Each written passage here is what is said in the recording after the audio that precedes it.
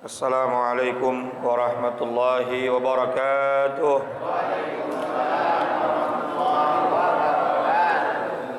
Bismillah, alhamdulillah, salatu wassalamu ala rasulillah Sayyidina wa nabiyyina wa maulana Muhammadin Miftahi babi rahmatillah Adada ma fi ilmillah Salatan wa salaman daimaini bidawami mulkillah Wa ala alihi wa sahbihi wa mawalah Wa la hawla wa la quwata illa billah amma ba'du.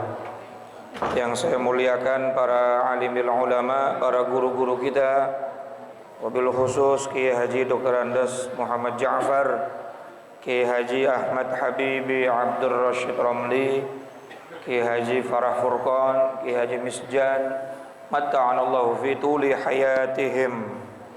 Semoga Allah panjangkan umur beliau semua, berkahi ilmunya buat kita semua, amin ya rabbal alamin. Pengurus Majelis Ukhuwah Islamiyah Ustadz Haji Muhammad Tahir, Ketua Masjid Miftahul Huda, Bapak Ustadz Ismail beserta jajaran pengurusnya, dan seluruh para jamaah, bapak-bapak, ibu-ibu, dan saudara-saudaraku yang tanpa terkecuali, mudah-mudahan semuanya dimuliakan Allah Subhanahu wa ta'ala. Tanpa berpanjang kalam, mari sama kita lanjutkan kembali pembahasan kitab kita. Namun sebelumnya kita baca suratul Fatihah. Mudah-mudahan kembali Allah berikan kita ilmu yang manfaat. Allah istiqomahkan majelis kita, dan semua yang hadir tidaklah bangkit dari tempat duduknya kecuali dosa-dosanya diampuni oleh Allah Subhanahu wa ta'ala.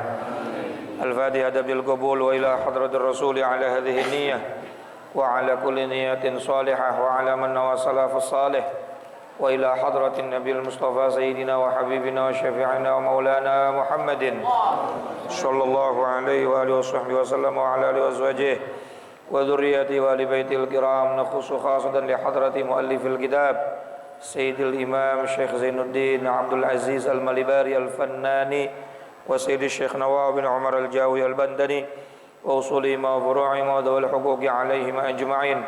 Anna Allah yu'li darajatihim fil jannah wa yu'idu alaina min barakatihim wa asrarihim wa anwarihim wa ulumihim wa nafatihim fid dini wad dunya wal akhirah wa ila arwah walidina wa abaina wa jami'al muslimina wal muslimat wal mu'minina wal mu'minat al ahya'i minhum wal amwat wa ila hadratin nabiy al-Fatihah.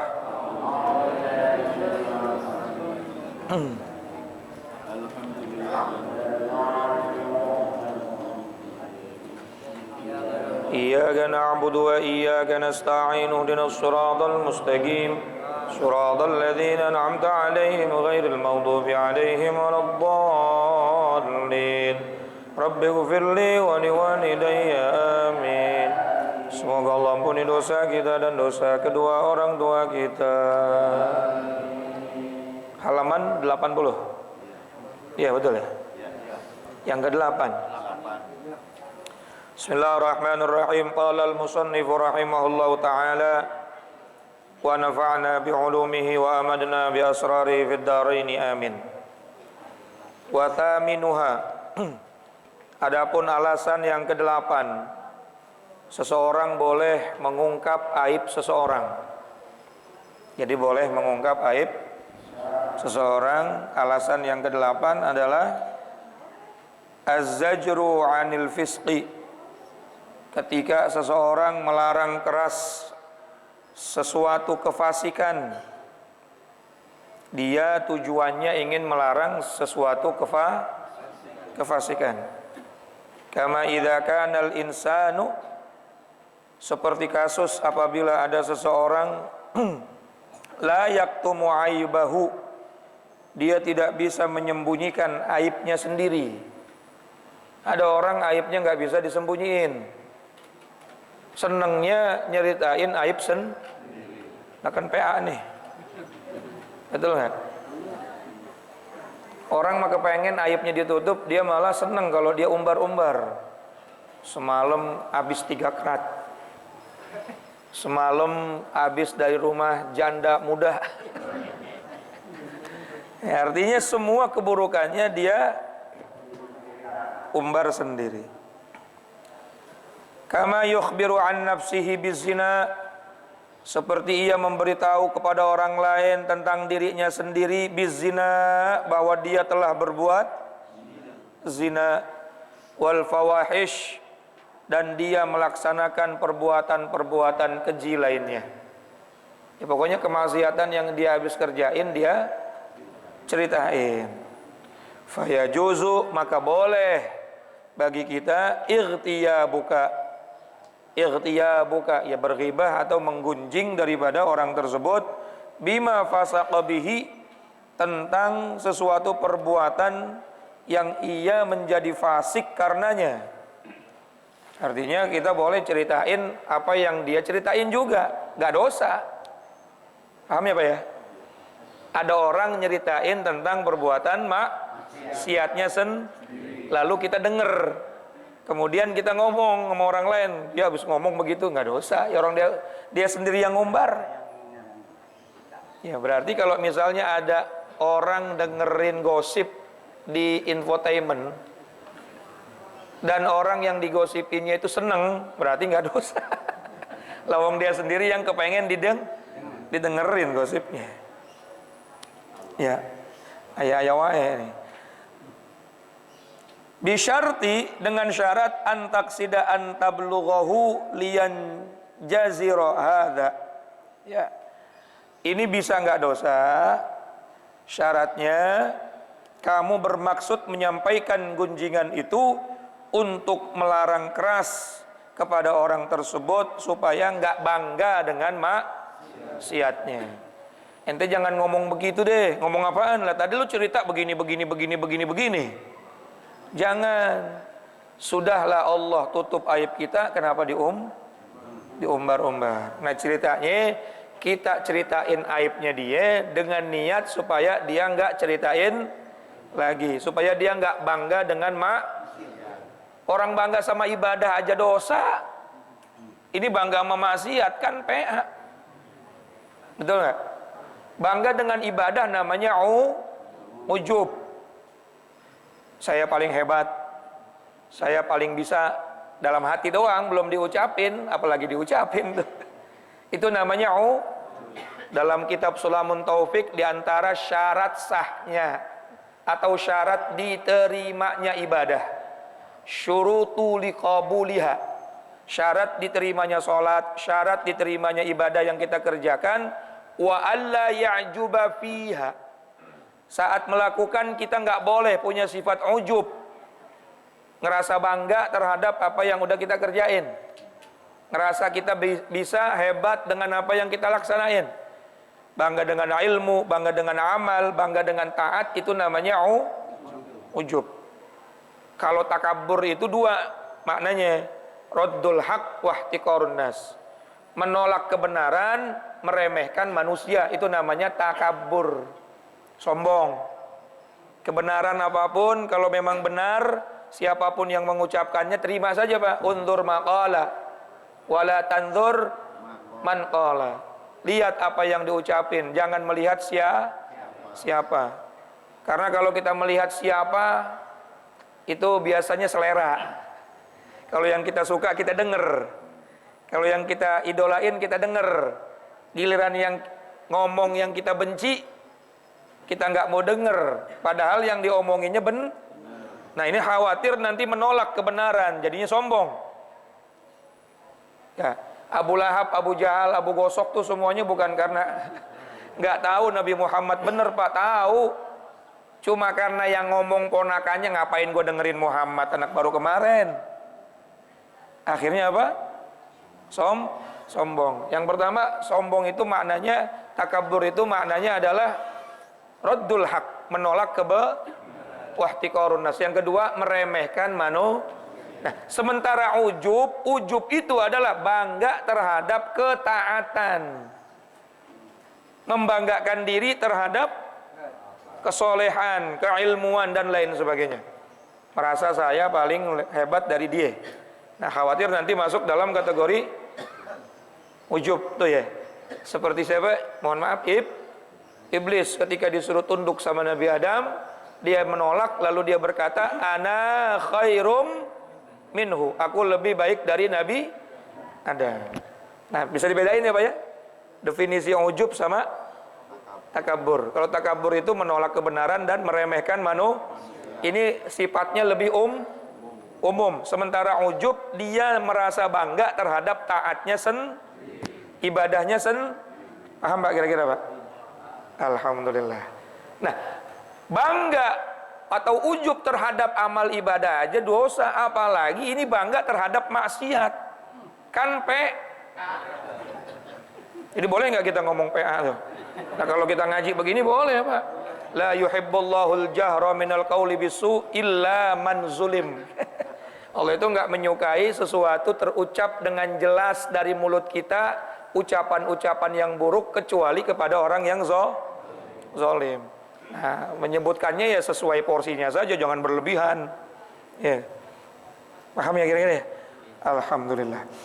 Nah, fa in akhbara an aibihi ala wajhin nadami, akan tetapi apabila kita memberitahu tentang aib dirinya itu secara menyesal dan bertaubat, haramun ightiyabuhu, maka haram kita menggunjingnya, haram kita mengungkap aibnya. Kita boleh tuh tadi tuh mengungkap aib dia kalau dia membanggakan aibnya sendiri. Lalu kita ingetin jangan ngomong begitu, ente ngomong zina, ngomong curi, ngomong ini. Justru harusnya ente menyesali supaya dia nggak bangga lagi dengan maksiatnya.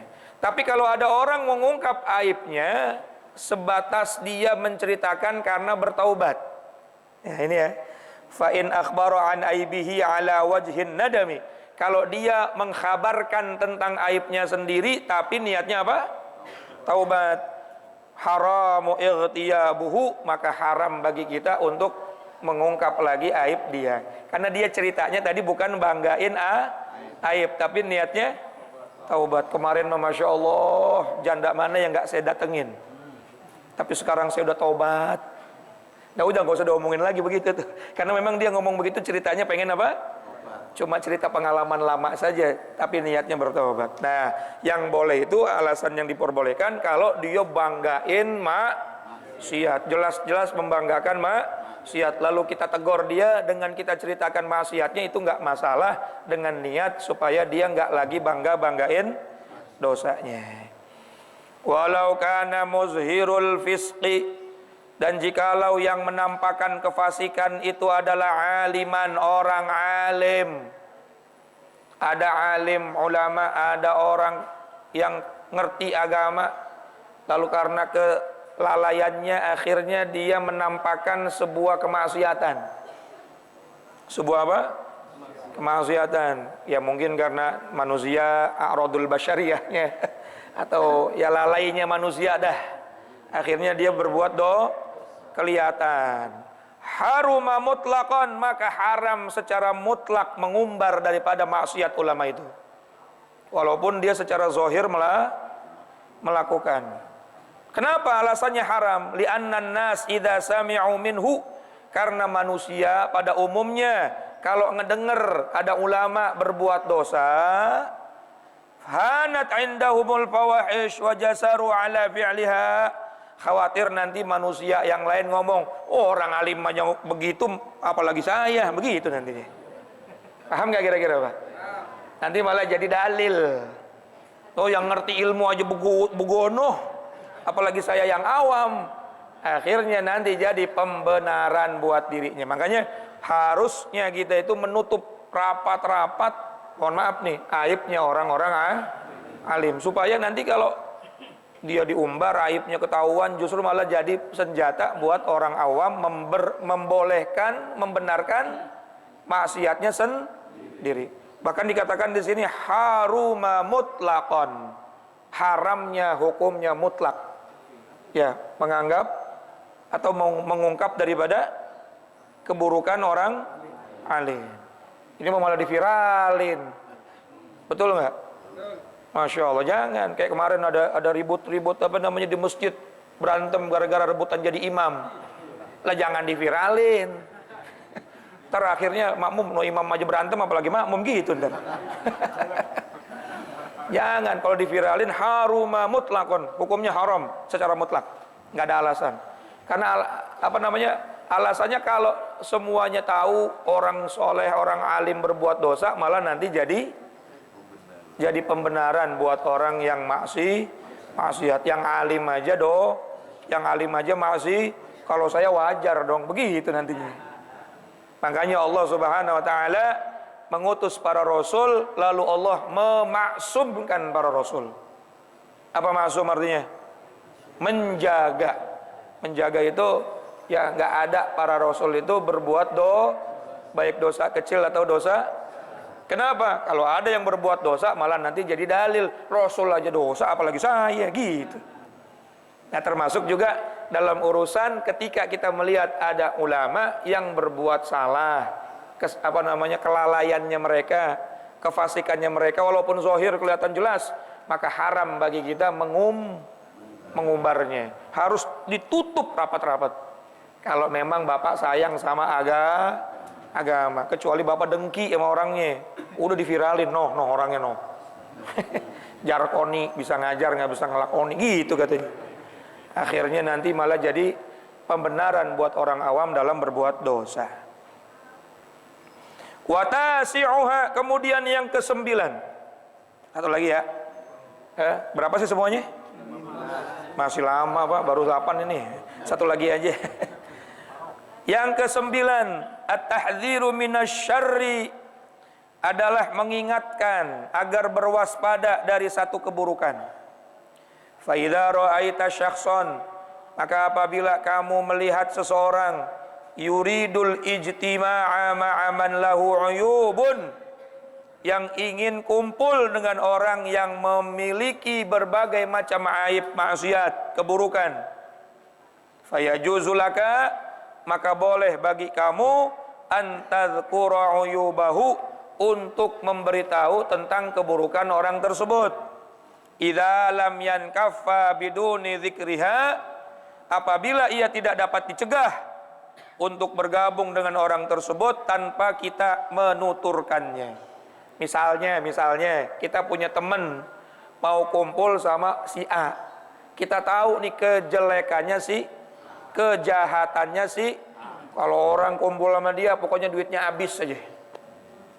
Kalau dia udah main ke rumah orang itu pokoknya barang semua dicuri aja, misalnya.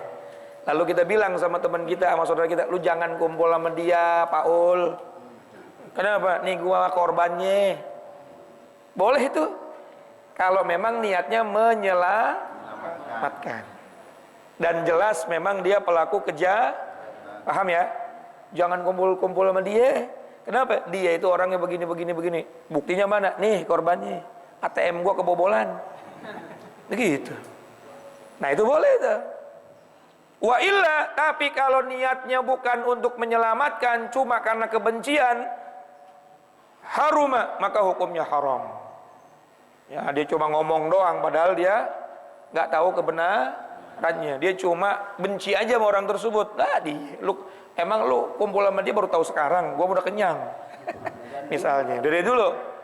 Nah, kalau misalnya dia nggak niat untuk mencegah daripada kemaksiatan, mencegah daripada keburukan, maka kalau niatnya hanya sebatas kebencian, hukumnya haram. Dah, 2 aja ya, 8 sama 9. Nanti kita lanjutin lagi 10, 11 sampai 15. Jadi alasan yang ke-8, boleh orang itu mengungkap aib orang lain kalau orang tersebut memang sengaja ngumbar aibnya sendiri. Bangga dengan aibnya sendiri. Tapi nggak boleh ngumbar aibnya ulama. Walaupun ulama itu kadang-kadang menzohirkan atau secara zohir berlaku fasik. Kenapa? Khawatir kalau itu aib diumbar-umbar, nanti orang awam malah jadi pembenaran. Ulama aja maksiat, apalagi saya. Kemudian yang berikutnya yang ke-10, jangan memberi tahu keburukan orang lain kecuali untuk menyelamatkan orang lain, yaitu jangan sampai kamu menjadi korban keburukan orang tersebut. Tapi kalau nggak ada niat begitu, maka hukumnya haram. Wallahu a'lam bis-shawab wa ilaihi marji'u wal ma'ad. Assalamualaikum warahmatullahi wabarakatuh. Waalaikumsalam.